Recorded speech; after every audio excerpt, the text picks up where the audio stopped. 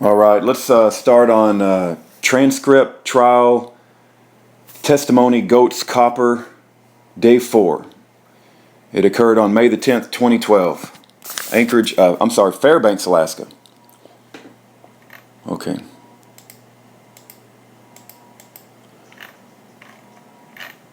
The court, all right. We have another witness. If you'll raise your right hand, Stephen Goats, plaintiff's witness sworn. I do. Thank you. Please be seated. Scrocky.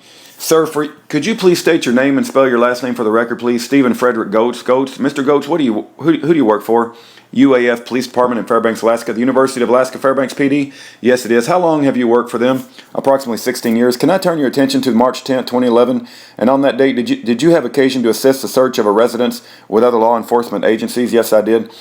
What agencies were those? Those were the Federal Bureau of Investigations, the ATF, the Alaska State Troopers, Fairbanks City Police. I believe that's just about everybody. And were you working under the authority of a search warrant? Yes, I was. Issued from which jurisdiction? The 4th Judicial District, State of Alaska. Okay, so State of Alaska search warrant, that is correct. Were some items seized by you pursuant to that search warrant from a specific residence? Yes, they were. And what residence was that, if you recall? That would be the Vernon residence belonging to Lonnie and Karen Vernon on Old Valdez Trail. Okay, and what city located? In Salch, Alaska. Okay, Scrocky. And could you approach Investigator Goats, please, with 300, 301, 302? Investigator Goats, we've handed to you 300 through 302. Have those in front of you? Yes, I do. Have you had a chance to look at those before coming in to testify today? Oh, yes, I did. Okay, Exhibit 300, without going into context, it appears to be a manual. Is that correct? That is correct. And there's a logo on that manual? Yes, there is. And was that, and that was seized for a specific reason pursuant to your search warrant? That is correct. And you seized it that day? Yes, I did. Scrocky. Move on for admission 300. No objection. No objection. Your Honor, I have an objection to 300. That's one of the items that was set forth in my motion in limine filed this morning. That was Ms. Hayden that said that. The court, let me see it. Thank you. Yeah, 300 may be admitted. Scrocky, question. Investigator Goats, if you could just hold up that for the jury and tell them what it is. This document, this pamphlet is an Alaska Peacemaker Militia pamphlet, which says defend all, aggress none, Alaska Peacemakers Militia, no fluff training manual. Sorry. And do you recall where you seized that from, what particular part of the house? Yes, we seized it from the guest bedroom. If we could have the lights, please. 433. Investigator Goats has to Exhibit 433. Do you recognize what's depicted in that photo? Yes, I do. Is that part of Vernon's residence? Yes, it is. And where were you in there during in that specific room during the course of the search? Yes, I was. And did you see some of the items you're going to talk about here in a few minutes from that room? Yes, I did.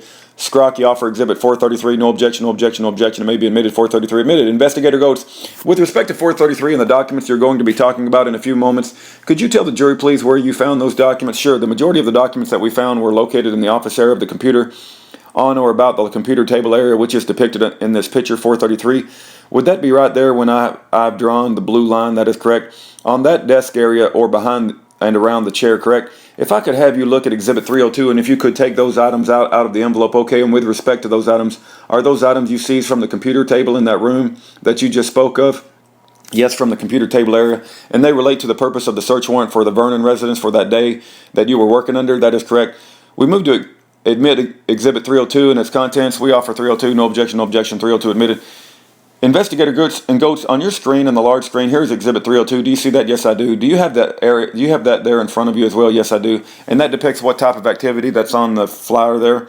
An Alaska Military Summit, Militia Summit, which is scheduled to occur on February 5th, 2011 at the Millennium Alaska Hotel on Spinnerd Road in Anchorage, Alaska. Okay, so February 5th of 2011, that is correct. And the date of your search was that day? That was March 10th, 2011. After the date, that is correct. And with respect to various groups, there are some patches to the right-hand side and to the bottom. Do you see those? Yes, I do. All right. There's one there. Do you recognize that I circled at the bottom right? Yes, I do. Does that reflect the correspond to defend all, aggress none of Exhibit 300 you just spoke about? Yes, it does. There's also drop zone. Do you see that? I do see that. And there's how many other militia groups that are in that attendance, or at least, let me put it this way, how many militia groups are referenced on that flyer? Well, there appears to be 8 other patches. I don't personally know if they are tied to the militia groups or not. Okay, they're just patches that are referenced on this flyer. That is correct. And then we have some speakers that are making apparently on the agenda. Do you see that? Yes, I do. And could you read the speakers as they go down from the right-hand column from the top to the bottom? Sure. Commander Olson.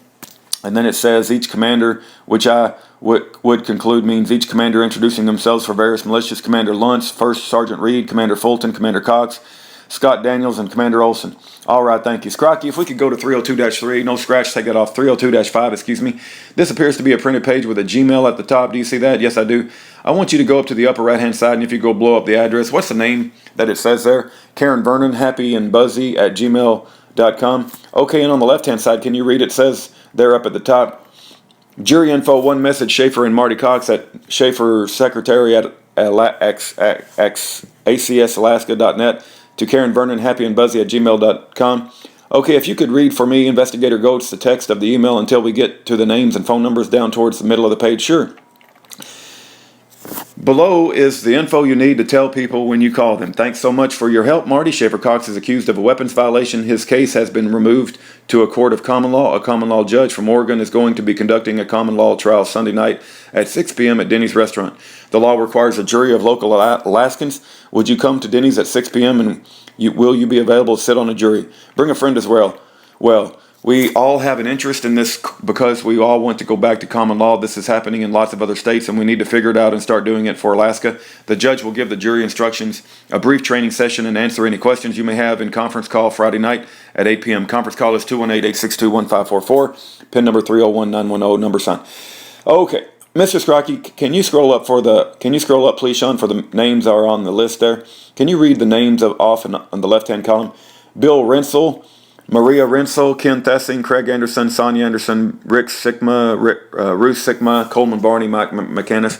Could we go to 302-006? Is that part of the exhibit as well? The next page? Yes, it is. The top third of the page. Crocky, if you could blow it up for me, Sean. The third name down, Investigator Mike Anderson. The other two I've highlighted on the left-hand side, Lonnie Vernon, Karen Vernon. And the last one from the bottom, J.R. Olson. How about that name right there? Can you see that name, Robert Carr? And then can you read the name that I have underlined, Gary Brockman? Do you have a page that corresponds to the page we have up on the screen? Yes, I do. There are some names and phone numbers on this page as well, yes. Well, yes, there are. Okay, Mr. Scrocky, and you can blow up. Just start with the first half of the page, Sean. Up on the right-hand side, there's a message there called to somebody. Can you see that? Yes, I can. Could you read that, please? Call Schaefer each night, plus each night this week at 8:30. All right. And there's a list of things to do there, or an agenda of sorts. Yes, can you read that from under the motions all the way down through number 4? Motions for Assembly, Lorna Marsh as described, Ken Thessing as judge for Fairbanks area. Each member was put aside 1 OZ. I conclude that means ounce silver per month to have for future needs. Having no treasurer, approve and file notice of status with Assembly. Get great registry and decree of political will and notice de facto of this Assembly coming alive. All right, I'm going to sort of put a blue dot out at the names I'd like you to read. Well, a blue dot and an arrow away. David Bartels. And then there's an email address for Mr. Bartels. Did you see that? Yes, I do. JudgeBartels@yahoo.com. All right. On the blue arrow, J.R. Olson. Mr. Scrocky, could you pull this back out? And can you read what's on the screen there at the bottom half of the page? Saturday night, 7 at Denny's meeting. Sunday night, common law hearing, 6 p.m. Judge Raymond Leo. Western Region Circuit Judge Lorna as scribe. Okay, thank you. Scrocky, pull this back out. And there's a date at the top of that email. Do you see that? I do. January 10th, 2011. Scrocky 302-14. Is there something that you seize from the desk as well? Investigator Getz? Yes, it is. It is. It seems to be what type of document? It seems to be a purchase type of document from Office Max for what I conclude is an ink stamp. In the name of Karen Vernon, can you read the invoice there on the stamps? It's supposed to say this is property. This property is included in my estate, which falls under the law of foreign estate as defined in 26 U.S.C. 7701A 31 or 36. Okay, I can't tell. Is there a back page to that item? Yes, there is. Pardon me. Before we get there, the date of this document, February 17, 2011. Scrocky, take us up to the next page. You'll have to blow that up. And is that reflected on the back page of that document you found? Yes, it is. And what does that say? The return on investment of my estate, foreign to U.S. government transferee, will ensure to my heirs endorsed without prejudice, and that's there, a signature block below it. Okay, let me have you go back to one word where you said ensure. Could you take a look at that word there, ensure, inure. Do you have that document in front of you, sir? Yes, I do. And there's some I'm going to, no, let me try. It's better this way. Can you read those two names and numbers there for us? The first one's Bill Barney, 488-0378. The second number is 385-7070. It says yes next to it. The next one's Mike Anderson, 451-6359. It says no next to it. Scrocky 30218. Have that in front of you? Yes, I do. It appears to be what type of document? It appears to be the note paper from the Millennia Alaska Hotel. We see that up at the top. Yes, I do. And then down below, there's a reference to Google Groups and a specific reference there. Do you see that? Yes, I do. Can you read that for the jury? GoogleGroups.com, Alaska-Citizens-Militia. Oh, I see. Alaska-Citizens.militia at GoogleGroups.com. Oh, I see. That's where the arrow goes to the back. Correct. You should have a business card up there, sir. Yes, I do. And for what business? For Far North Tactical. Are you familiar with that business? I'm vague. I'm familiar of its location and existence, but I've never gone to it myself. Okay, the location's where? The location is 101 College Road, Suite 254, Fairbanks, Alaska 99701. Okay. Scrocky 302-21. Do you have that card there in front of you? Yes, I do. Can you read what's on? You can use this if you wish. Can you read what's on the card, please? Sure. Second Amendment Taskforce.org. All power rests with individual and is delegated from there. Each man has the right from God to life, liberty, and property, and a corresponding duty to protect those rights as an individual and through the establishing governments to do it the same. An individual has no right to impair another rights to self-defense, since we as individuals cannot delegate to a government that we ourselves do not possess. Our government that tries to exert such force does not have the grounds to do so. Consequently, it is our moral duty to stop them. Dash Schaefer Cox 907-590-9903. Okay, so that's Schaefer Cox there. Correct. And Investigator Goetz, with respect to this statement, is there quotation marks on either end of it? Yes, there are. Is there writing on the back, sir? Yes, there is. Scrocky 22, please. Does the writing on the back of the Second Amendment Task Force, that card, correspond to what you have in front of you? That's on the screen? Yes, it does. Could you read that for the jury?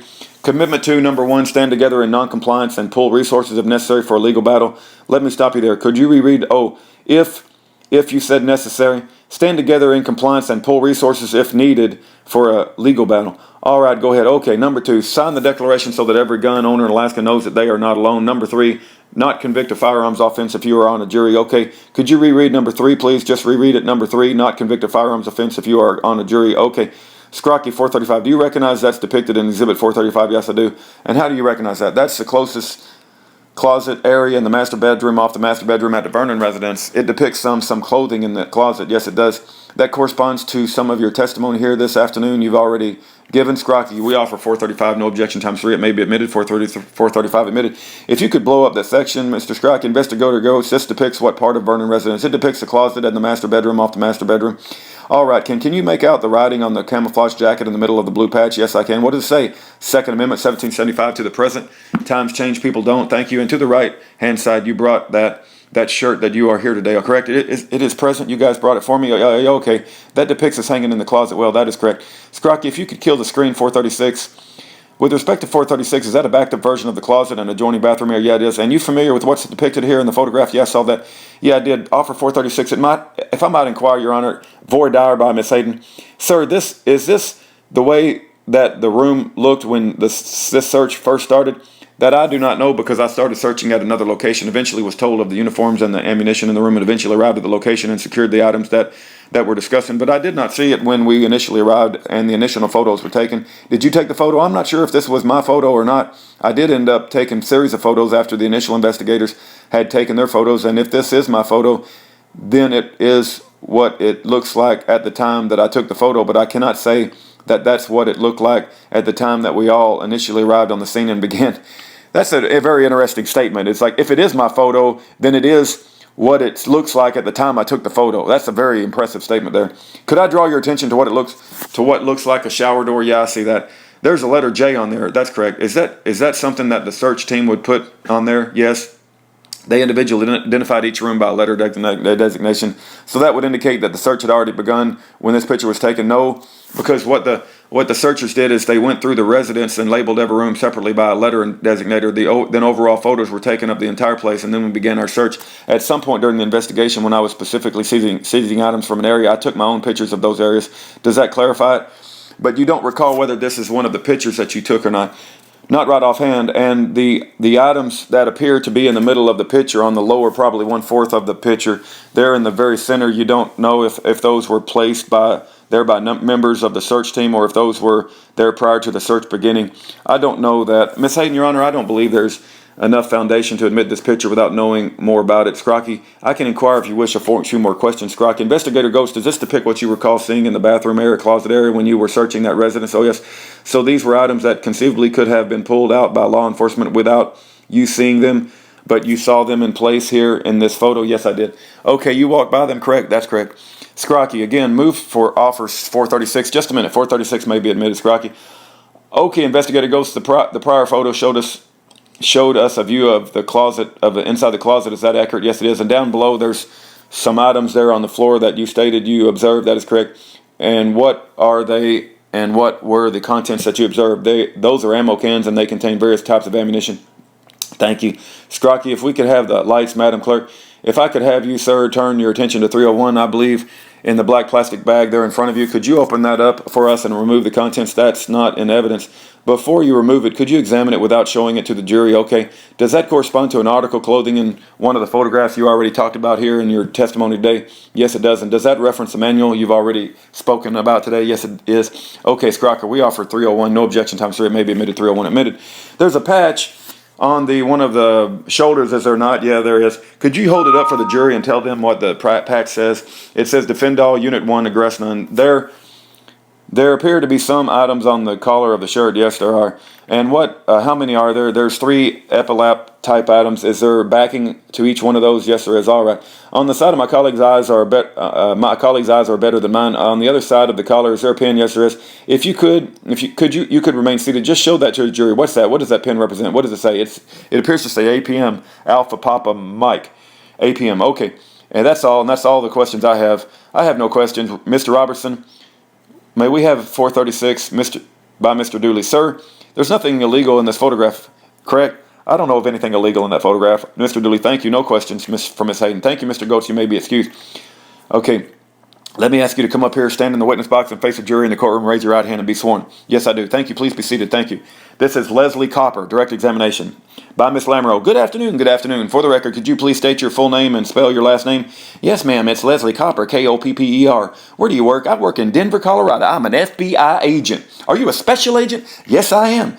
When did you first become a special agent with the FBI? I first became a special agent with the FBI in 1994. And you indicated you're in the Denver office. Is that correct? That is correct. What kind of casework do you do? What's your role? Sorry, I work national security matters, and I also have a collateral duty on our evidence response team.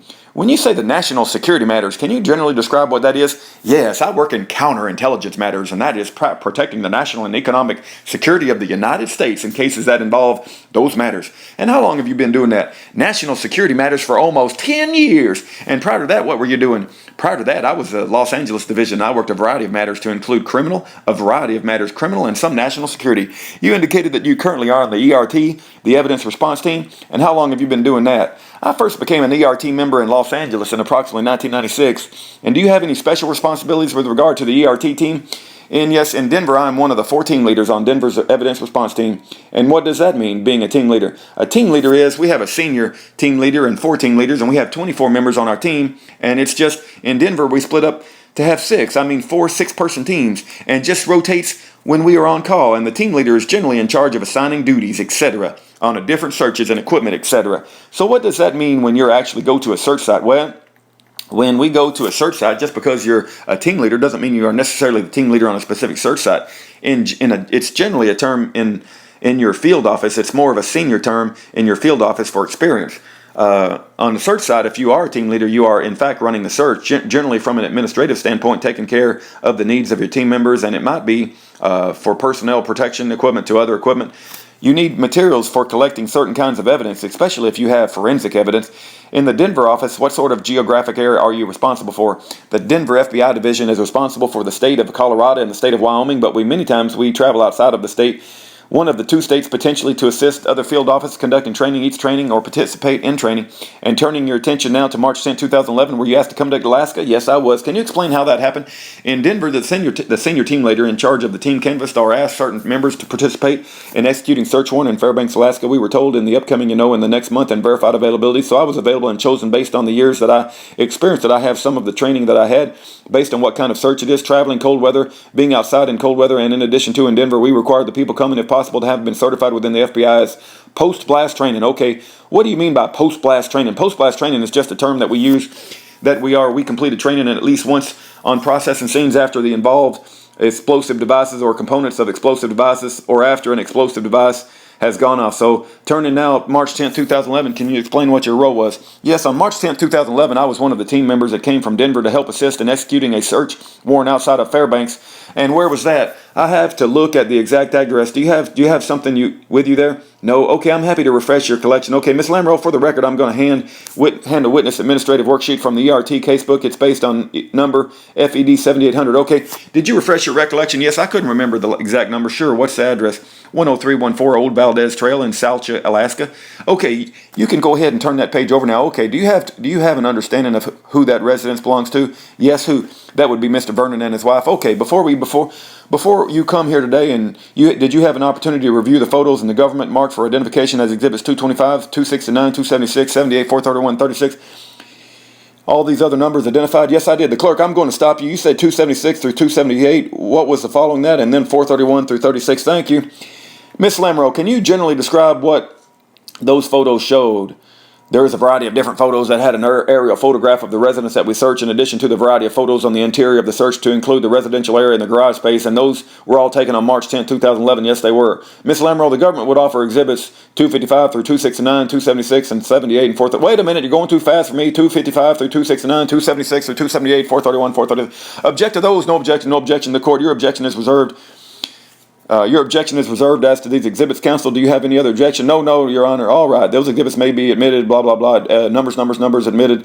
If you could go have the lights, please, Madam Clerk, and I would like to show you first Exhibit 431. Can you tell the jury what we're looking at here, please? Yes, the house on the lower right would be the residence that we executed a search warrant on March 10, 2011. This is the Vernon's house, yes. And are you referring to the lower right of the long driveway? Okay, Miss Lammer, let's go to 225, please. And what's the photo of? That's up to you, looking from the bottom of the driveway coming up towards the residence. That's the residence, and there was about that much snow when you were there. Yes, that is correct. And when you first got to the house, what happened? What did you do? Myself, we as a member of the evidence response team members, we waited until SWAT team and special agent bomb technicians cleared the residence for safety. And did that happen? Yeah, it did.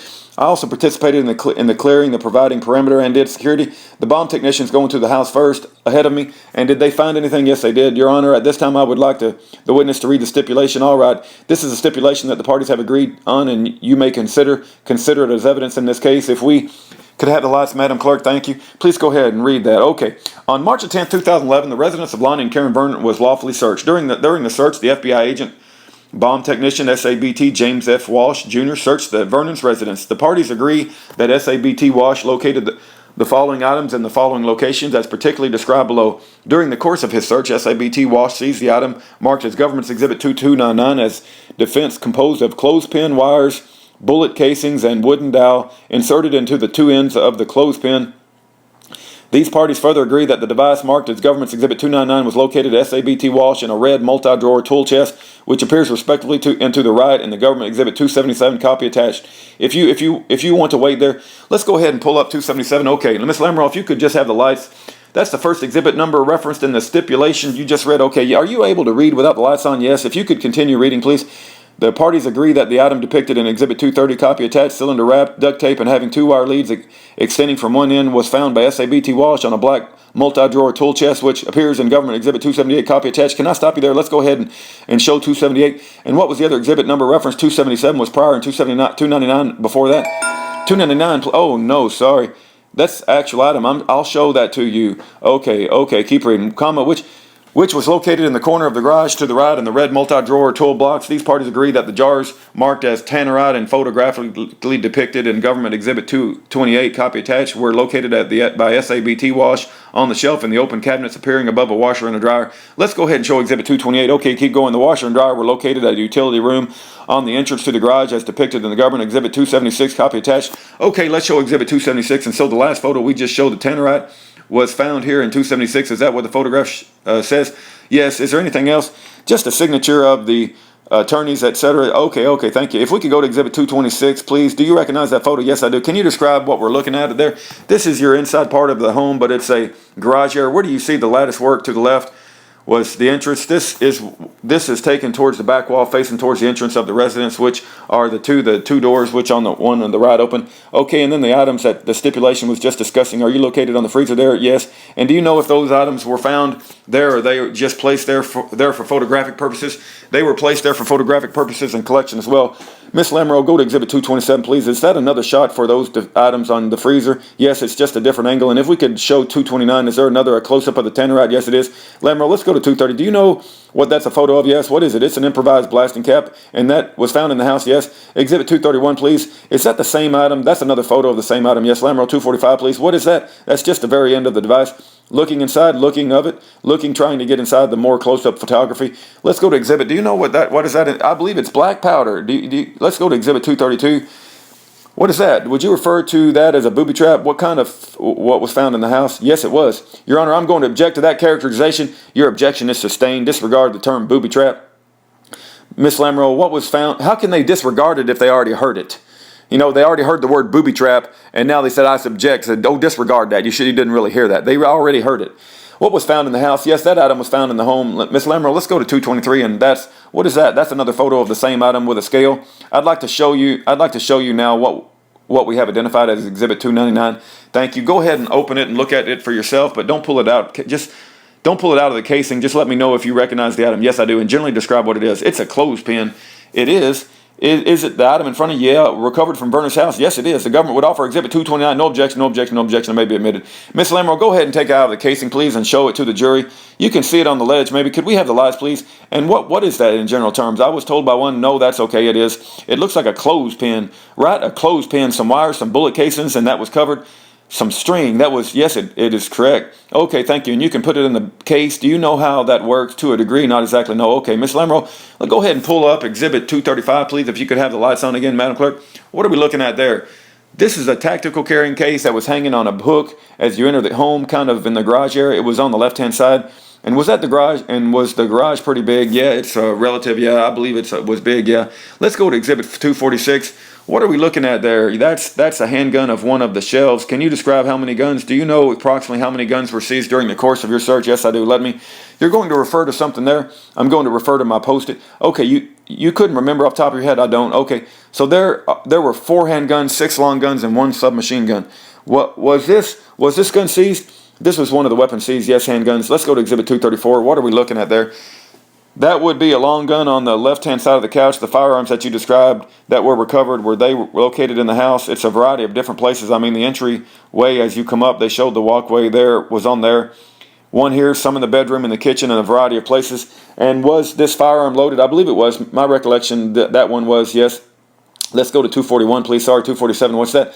That would be another long run. Is that the same gun that we're just looking at, or is it? Yes, okay. Let's go to 280, please. I'd like to show you now that's been identified in Exhibit 280. If you could please examine it without pulling it out of the case. Okay, first, thank you. Do you recognize that item? Yes, I do. And can you briefly describe what it is? It's a long gun with a sling. That what you seized from the day house that day? Yes, we did. The government offers Exhibit 280, no objection, times 3, 280 admitted. Miss Lamoureux, if you could go ahead and take it out of the case and show it to the jury, that'd be great. Okay, if you could have the lights, please, madam. I think you have it. Is it attached? Are you able to hold it up? Sure. Attached to the box? Indiscernible. Maybe Agent Sutherland could assist. I'm not sure if people are able to see her. Side converts. Great, thank you. And there was an item there. What is that? Excuse me. That is for the ammunition. So what is that? The firearm? Oh, the firearm. I'd have to look back to the exact what kind it is. There was a number of different ones. Are you talking about like description and make and model? Does it show on the firearm itself? I have to look. SKS rifle. I'd like to show you now what has been identified as Government Exhibit 281, and if you could just identify that briefly without showing it to the jury. Okay, do you know what that item is? Yes, what is it? They're what is called stripper clips for ammunition. And did you recover that? Yes, we did. From Vernon's house on that day, that is correct. The government offers Exhibit 281, no objection, times 3, it may be admitted. 281 admitted. Can you go, Miss Lamoureux, can you go ahead and take the items out of the bag? Do you want me to show it through the window or take them out? Go ahead and take them out. Okay. So what are those items called? They are referred to as stripper clip. And do you know what type of weapon they go with? A long gun. The weapon that was just admitted. Yeah. Okay. Yeah. And what kind of rounds are those? I think they're. Let me double check. They should be. I'm not sure the exact caliber, but they say 93. They should. Was there a lot of ammunition recovered from the house? Yes, there was. About how much? A little over approximately. Once we stopped counting, about over 1,250. That's not very much rounds. 1,250. You said you stopped counting.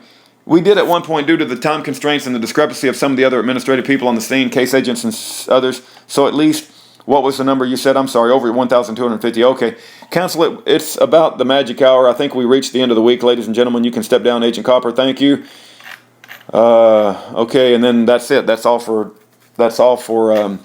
the transcript, trial, testimony, Goats, Copper, Day 4. The prosecution is just simply showing black powder, rifles, ammunition, clothespins, coat hangers, bullet casings. All of that junk is legal, and any self-respecting militiaman would have that in his house. Absolutely crazy that this is being presented as evidence against these folks.